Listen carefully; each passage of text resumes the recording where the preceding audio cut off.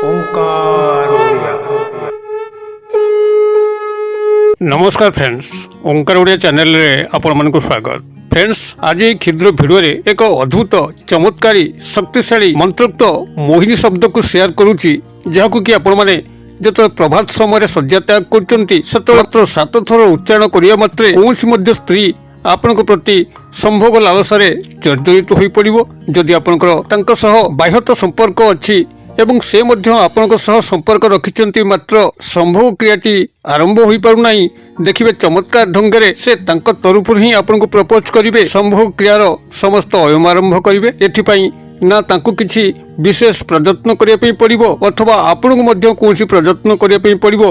एक अनुकूल वातावरण ए संभोग क्रिया आपना छाए सृष्टि हो जद्वारा कि दुई जनकर परस्पर सह एक अद्भुत ढंगे मिलन घटव एवं यह नहीं ना तार पाखापाखि बंधु परिवार वर्ग एथिरे आपत्ति उठेबे ना आपण पाखापाखि कौन व्यक्ति परिजन ए विषय ज्ञात हो पारे। एक निवृत्त गुप्त भाव यही चमत्कार संभोग क्रियाटी घटिजिव जद्वारा कि आपणकर दीर्घ दिन लालसा खूब शीघ्र मेटिजिव। यही चमत्कारी मंत्रोक्त मोहिनी शब्दटीर एभली एक जादुकारी शक्ति यह उच्चारण मात्रक ही सबकिछि आपना छाए संगठित हो। जो दर्शक भाई एवं भौणी मानकर ए तंत्रोक्त एवं मंत्रोक्त दुनिया आज पर्यंत विश्वास आसुना, यही शक्तिशाली अद्भुत मंत्रोक्त मोहिनी शब्दटी केवल उच्चारण कर देखंतु से मानकर तंत्र मंत्र दुनिया प्रति निश्चित भाव में आस्था आसीजिव। तेबे एथिपाई जो सामान्य विधान अच्छी केउ विधान माध्यम गले आपनकर ए समस्त चमत्कार संभव हबो ताको एक क्षुद्र भिडियो में आपनकर कल्याण शेयर करुच्ची।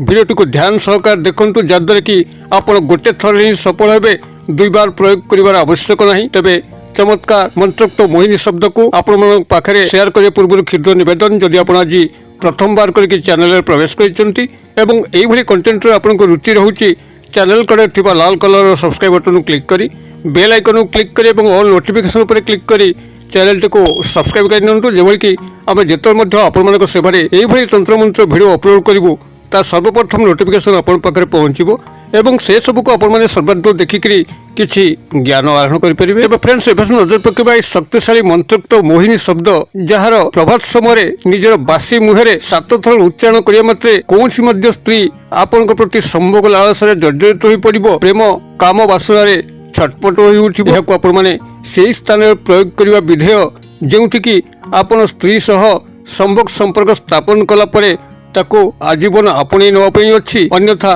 परीक्षा उद्देश्य मजाक किंबा भूल यह जदि प्रयोग कर तेबे यह अविधेय अटे। अर्थात यही मंत्रोक्त मोहिनी शब्द उच्चारण ही एभली किछि परिवेश सृष्टि होता है। से स्त्री आपण प्रति पूर्ण समर्पित हो उठी थाए एवं आपण को छाड़ी न थाए। अतएव जदि आपण तांका सह सांसारिक बंधन आबद्ध होवाई अच्छी तेबे यह प्रयोग करंतु, अन्यथा से आपण को आजीवन ही दबाई दृढ़ परिकर हो। अवश्य यार एक कार्ड मध्य अच्छी जहां कि मोर आगामी भिडियो रे आपण मानकर सह शेयर करी कि भली उदग्र तंत्रोक्त सम्मोहन जालू से स्त्री को आपण माने मुकुलाई पारिबे। तेबे यही मंत्रोक्त मोहिनी शब्दर जो सामान्य विधि विधान अच्छी ताको एक क्षुद्र भिडियो रे आपण मानकर सह शेयर करूची। भिडियोटी को ध्यान सहकारे एठू शेष पर्यंत शुणु, जद्वारा कि जदि कौन स्त्री प्रति आपंकर से भली गभीर दुर्बलता भाव रही आपण भूली पारना गोटे थर संभोग क्रिया करने चाहते तेबे आपण यही उपाय ही ताकू पाइबापी निश्चित भाव में सुजोग पाइपर। आपंकर यही मंत्रोक्त मोहिनी क्रियार एभली एक जादुकारी शक्ति से स्त्री मन मस्तिष्क इंद्रिय को छाईज जद्वारा कि स्त्री टी मुकुली पारिबो नाही एवं संभोग क्रियार समस्त कार्यक्रम भितर ना तार पाखापाखि बंधु परिजन ए विषय टेर पाइबे अथवा आपणकर पाखापाखि प्रिय परिजन कई ए विषय टेर पाइबे। एभली एक निवृत्त परिवेश मध्य आपणकर ता सह संभोग क्रिया चलिबो। आपणकर पाखापाखि जे मध्य थांतु केही ए विषय ज्ञात हो पारिबे नाही किंबा आपणकर ए क्रिया रे प्रतिबंधक लगे पारिबे नाही। आपण मानकर एही क्रियाटी को जेकोसी दिनर प्रभात समय बासी मुहरे 7 थर उच्चारण करने पूर्व यार शक्ति को प्रथमे ग्रहण करने अच्छी। तेबे जेतबळे एही मंत्रोक्त मोहिनी शब्दटी आपणकर स्वयं सिद्ध यार सिद्धि करिवार आवश्यक नहीं, तेबे यार जागरण प्रक्रिया को निजर शरीर भितर उज्जीवित करने अच्छी, तापर जाइके यार परिप्रकाश घटिबो। तेबे आपण जेकोसी शुक्रवार दिनर प्रभात समय हो कि रात्र 12टा पर हो ଏହି ମନ୍ତ୍ରୋକ୍ତ ମୋହିନୀ ଶବ୍ଦକୁ ଆପଣଙ୍କ ଭିତରେ ପ୍ରଥମେ ଜାଗ୍ରତ କରିଦେବା ପାଇଁ ଅଛି। ଜାଗ୍ରତ କରିବା ପାଇଁ କି ଆପଣ ଯେକୌଣସି ଗୋଟିଏ ଆସନ ପକେଇକି ନିଜର ରୁମ୍ରେ ଆପଣମାନେ ଉତ୍ତର ଦିଗ ମୁଖା ହୋଇକରି ବସିବେ। ଆପଣଙ୍କର ପାଖରେ କୌଣସି ସ୍ଫଟିକର ମାଳା ହଉ କିମ୍ବା ରୁଦ୍ରାକ୍ଷର ମାଳା ହଉ ତାକୁ ରଖିଥିବେ, ଯାହାକି ଆପଣଙ୍କର ନାମ ଗୋତ୍ରରେ ସିଦ୍ଧ ଥିବ। ଯଦି ନାମ ଗୋତ୍ରରେ ସିଦ୍ଧ ହୋଇଥିବା ରୁଦ୍ରାକ୍ଷର ମାଳା ସ୍ଫଟିକର ମାଳା ଆପଣଙ୍କ ପାଖରେ ନାହିଁ, ତେବେ ଯେକୌଣସି ଗଣନ ସାମଗ୍ରୀ ମଧ୍ୟ ବ୍ୟବହାର କରିପାରିବେ, ଯେଭଳି କି ମୁଗ, ବିରି, ଗୁଆ ଏଇଭଳି ଗଣନ ସାମଗ୍ରୀ ନେଇକରି ମଧ୍ୟ ଆପଣମାନେ ଏହି ମନ୍ତ୍ରୋକ୍ତ ମୋହିନୀ ଶବ୍ଦକୁ ଜାଗ୍ରତ କରିପାରିବେ। ଆପଣଙ୍କର ମୁଖଟିକୁ ଉତ୍ତର ଦିଗକୁ ରଖିକରି ସାମ୍ନାରେ ଧୂପବତୀ ଅଗରବତୀ ଲଗେଇକରି ଆପଣଙ୍କର ଧ୍ୟାନସ୍ଥ ହୋଇକରି ଦେବଦେବ ମହାଦେବଙ୍କର ଚରଣ ତଳେ ଆପଣଙ୍କର ମନକୁ ଲୟ ରଖିକରି ଏହି ମନ୍ତ୍ରୋକ୍ତ ମୋହିନୀ ଶବ୍ଦକୁ ଆପଣମାନେ ସେଇଠି 11 ମାଳା ଜପନ କରିବେ।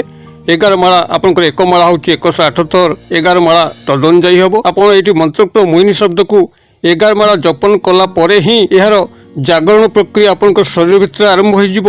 ଏବଂ ଯେବେ ମଧ୍ୟ ଚାହିଁବେ କୌଣସି ଦିନ ପ୍ରଭାତ ସମୟରେ ଯେତେବେଳେ ଆପଣମାନେ ଶଯ୍ୟା ତ୍ୟାଗ କରୁଛନ୍ତି, ନିଜର ଶଯ୍ୟା ଉପରେ ବସିକରି ସେହି ସ୍ତ୍ରୀର ଘରଟି ଯେଉଁ ଦିଗରେ ଅଛି ସେହି ଦିଗକୁ ମୁଖ କରିକରି ବସିକରି ଏହି ମନ୍ତ୍ରୋକ୍ତ ମୋହିନୀ ଶବ୍ଦକୁ ମାତ୍ର 7 ଥର ଉଚ୍ଚାରଣ କଲେ ସେହି ସ୍ତ୍ରୀ ଯେଉଁଠି ବି ତା ଘର ଭିତରେ ଥାଉ ସେ ସେଇଠି ହିଁ ଆପଣଙ୍କ ପାଇଁ ସମ୍ଭୋଗ କ୍ରିୟାରେ ପାଗଳ ହୋଇ ଉଠିବ ଏବଂ ସେ ତା ତରଫରୁ ଆପଣଙ୍କୁ ଆସି ଦେଖା କରିକରି ସମସ୍ତ ସମ୍ଭୋଗ କ୍ରିୟାର ଆରମ୍ଭ କରିବ। ତେବେ ଏହି ମନ୍ତ୍ରୋକ୍ତ ମୋହିନୀ ଶବ୍ଦ ଯାହାକି ଖୁବ୍ ସହଜ, କେବଳ ଏହାକୁ ନିଜ ଭିତରେ ଜାଗୃତ କରିବା ପାଇଁ ଅଛି। ଯେଉଁ ବାଟେ କହିଲି, ଯେଉଁ ମାଧ୍ୟମ ବାଟ ଦେଇ କହିଲି, ଆପଣ ସେ ମାଧ୍ୟମରେ କେବଳ ପ୍ରାଥମିକ ଭାବରେ ଶୁକ୍ରବାର ଦିନ ଜାଗ୍ରତ ଗୋଟେ ଥର କରି ନିଅନ୍ତୁ। ଏହାକୁ ତା ପରବର୍ତ୍ତୀ ଯେତେ ଥର ମଧ୍ୟ ପ୍ରୟୋଗ କରିବେ ଚମତ୍କାର ଢଙ୍ଗରେ କାର୍ଯ୍ୟ କରିବ। ଖୁବ୍ ତ୍ୱରିତ ବେଗରେ କୌଣସି ସ୍ତ୍ରୀକୁ ଆପଣଙ୍କ ପ୍ରତି ସମ୍ଭୋଗ ଲାଳସରେ ଜର୍ଜରିତ କରି ପକାଇବ। ତେବେ ଏହି ମନ୍ତ୍ରୋକ୍ତ ମୋହିନୀ ଶବ୍ଦକୁ ମୁଁ ଆସ୍ତେ ଆସ୍ତେ ଡାକୁଛି, ଆପଣ କାଗଜ କଲମରେ ଟିପି ନିଅନ୍ତୁ। ଆବଶ୍ୟକ ସ୍ଥଳେ ମୁଁ ଏହାର ବନାନ ମଧ୍ୟ ଡାକିଦେବି। ମନ୍ତ୍ରଟି ଆପଣଙ୍କର ଏଇଭଳି ରହିବ, ଓଂ ସ୍ତ୍ରୀମ୍ ସ୍ତ୍ରୀମ୍ ସ୍ତ୍ରୀମ୍ ହୁଂ ଫଟ୍ ସ୍ୱାହା। ମୁଁ ଆଉଥରେ କହିଦେଉଛି, ଓଂ ସ୍ତ୍ରୀମ୍ ସ୍ତ୍ରୀମ୍ ସ୍ତ୍ରୀମ୍ ହୁଂ ଫଟ୍ ସ୍ୱାହା। ସ୍ତ୍ରୀମ୍ ବନାନ ଦନ୍ତେଶ ହଳନ୍ତ ତର ଫଳା ଦୀର୍ଘିକାର ଅନୁସାର ସ୍ତ୍ରୀମ୍। ଆପଣଙ୍କର ସ୍ତ୍ରୀ ଯେମିତି ଲେଖାଯାଏ ସେଇଥିରେ ଗୋଟେ ଖାଲି ଅନୁସାର ଦିଆଯିବ। ଓଂ ସ୍ତ୍ରୀମ୍ ସ୍ତ୍ରୀମ୍ ସ୍ତ୍ରୀମ୍ ହୁଂ ହ ହସୌକାର ଚନ୍ଦ୍ରବିନ୍ଦୁ ଫଟ୍ ଫଟ୍ ହଳନ୍ତ ସ୍ୱାହା। ଏଇଭଳି ଭାବରେ ମନ୍ତ୍ରଟି ରହିବ, ଓଂ ସ୍ତ୍ରୀମ୍ ସ୍ତ୍ରୀମ୍ ସ୍ତ୍ରୀମ୍ ହୁଂ ଫଟ୍ ସ୍ୱାହା। ମନ୍ତ୍ରଟିକୁ ଆପଣମାନେ ପ୍ରଥମେ ଜାଗ୍ରତ କରିବା ପୂର୍ବରୁ 2-4 ଥର ପଢ଼ିକରି ତାକୁ ମୁଖସ୍ଥ କରି ନିଅନ୍ତୁ ଏବଂ ଶୁକ୍ରବାର ଦିନ ଏହାକୁ ଜାଗ୍ରତ କରନ୍ତୁ ଯେଉଁଭଳି ଭାବରେ କହିଲି। ଏବଂ ଯେବେ ମଧ୍ୟ ଚାହାନ୍ତି କୌଣସି ସ୍ତ୍ରୀ ଉପରକୁ ପ୍ରୟୋଗ କରିବା ପାଇଁ, ଆପଣ ପ୍ରଭାତ ସମୟରେ ନିଦ୍ରାରୁ ଉଠେଇକରି ଶଯ୍ୟା ଉପରେ ଦାନ୍ତ ନ ଘଷିକରି ମୁଖ ନ ଧୋଇକରି ଅଘୋଷା ପାଟିରେ ଆପଣ ଏହାକୁ ମାତ୍ର 7 ଥର ଉଚ୍ଚାରଣ କରନ୍ତୁ। ଦେଖିବେ ଚମତ୍କାର ଢଙ୍ଗରେ ସେହି ସ୍ତ୍ରୀ ଆପଣଙ୍କ ପାଖରେ ସମର୍ପିତା ହୋଇଯିବ। ତା ସହ ଆପଣଙ୍କ ନିଶ୍ଚିତ ସମ୍ଭୋଗ କ୍ରିୟା ରଚନା ହେବ। ଯେଉଁମାନଙ୍କର ତନ୍ତ୍ରମନ୍ତ୍ର ଉପରେ ବିଶ୍ୱାସ ନାହିଁ ସେମାନେ ଅନ୍ତତଃ ଥରେ ଏହି ଅଦ୍ଭୁତ ଚମତ୍କାରୀ ମନ୍ତ୍ରୋକ୍ତ ମୋହିନୀ ଶବ୍ଦ ଗୋଟେ ଥର ପ୍ରୟୋଗ କରନ୍ତୁ ଏବଂ କ'ଣ ଚମତ୍କାର ଲକ୍ଷ୍ୟ କରୁଛନ୍ତି ମୋତେ କମେଣ୍ଟ ବକ୍ସରେ ସେୟାର କରନ୍ତୁ। ଭିଡ଼ିଓ ଭଲ ଲାଗୁଥିଲେ ଲାଇକ୍ କରିବା ପାଇଁ ଭୁଲନ୍ତୁ ନାହିଁ, ସାଙ୍ଗସାଥି ମହଲରେ ସେୟାର କରିବା ପାଇଁ ମଧ୍ୟ ଭୁଲନ୍ତୁ ନାହିଁ। ଭିଡ଼ିଓର କ୍ଷୁଦ୍ର ପରିସର ମଧ୍ୟରୁ ମୋତେ ଏଇଠି ଆଜି ବିଦାୟ ଦିଅନ୍ତୁ। ପୁଣି ଆପଣମାନଙ୍କ ସହ ଦେଖା ହେବ ଆଉ ଏଇଭଳି ଏକ ଶିକ୍ଷଣୀୟ ଭିଡ଼ିଓରେ। ସେ ପର୍ଯ୍ୟନ୍ତ ଦର୍ଶକ ବନ୍ଧୁ ଆପଣମାନେ ସମସ୍ତେ ମଙ୍ଗଳମୟଙ୍କ କୃପାରୁ ଭଲରେ ଥାନ୍ତୁ ରହୁଛି। ସର୍ବେ ଭବନ୍ତୁ ସୁଖିନ, ସର୍ବେ ସନ୍ତୁ ନିରାମୟା, ସର୍ବେ ଭଦ୍ରାଣୀ ପଶ୍ୟନ୍ତୁ, ମା କଶ୍ଚିତ୍ ଦୁର୍ଭାଗ ଭବେତ୍। ଓಂ ଶାନ୍ତି, ଓಂ ଶାନ୍ତି, ଓಂ ଶାନ୍ତି। ନମସ୍କାର।